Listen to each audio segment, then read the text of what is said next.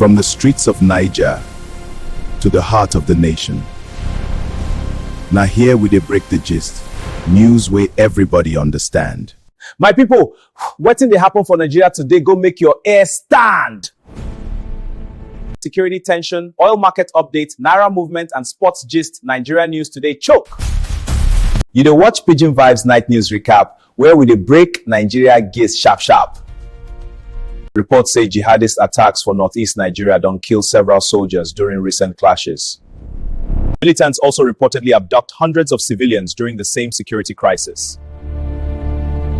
Government officials still dey review security strategy and national stability policies.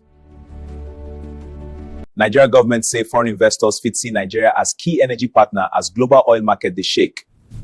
Authorities also suspend new petrol import licenses to encourage local fuel production and refining. Middle East tensions fit increase oil price and affect Nigeria economy and inflation. Many Nigerians still dey complain say food price for market never calm. Meanwhile, Naira still dey struggle against dollar for parallel market trading. For sports side, 24 players dey compete for Nigeria women cricket squad ahead international tournament. Nigeria Football Federation still dey monitor international situation ahead upcoming Super Eagles friendly matches.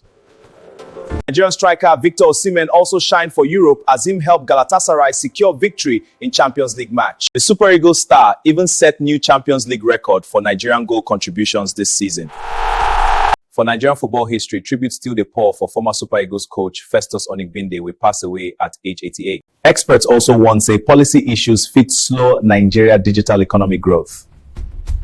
For lifestyle side, Lagos nightlife culture dey evolve as new rave scenes attract young Nigerians.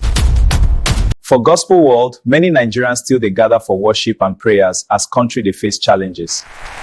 My people, if you like correct Nigeria news where everybody understand, abeg follow Pidgin Vibez because here we know the dull news.